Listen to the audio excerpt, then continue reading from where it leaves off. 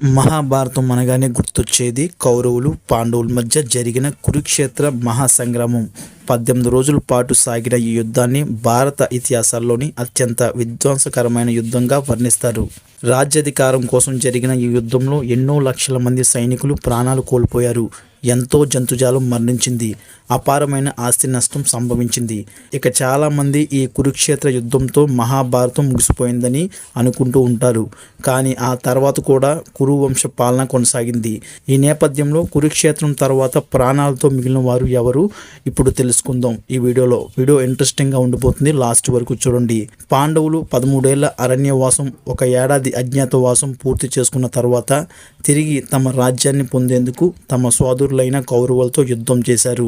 ఈ యుద్ధంలో 18 అక్షోహిణుల సైన్యం ప్రాణాలు కోల్పోయినట్లు పురాణాలు చెబుతున్నాయి.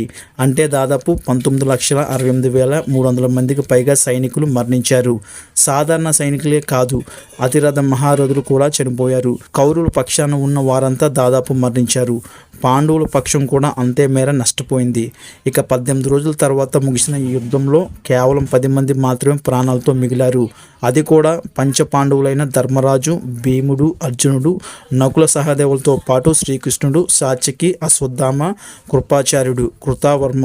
ఇక కురుక్షేత్ర యుద్ధంలో గెలిచిన పాండవుల్లో ధర్మరాజు పట్టాభిషిక్తుడైన 36 సంవత్సరాలు పరిపాలించిన తర్వాత శ్రీకృష్ణుడు దేహత్యాగం చేశాడని తెలిసి చాలా విచారం పొందుతారు. ఆ తర్వాత అభిమన్యుడు కొడుకుకై పరీక్షిత్కు పట్టాభిషేకం చేసి పాండవులంతా భార్య ద్రౌపదితో కలిసి హిమాలయాలకి వైపు మహాప్రస్థానం సాగించారు. ఒక్క ధర్మరాజు తప్ప మిగిలిన వారి దారిలో ఒకరి తరువాత ఒకరు దేహాన్ని విడిచిపెట్టారు. ధర్మరాజు మాత్రం దేహముతోనే స్వర్గం చేరగలుగుతాడని నమ్మకం.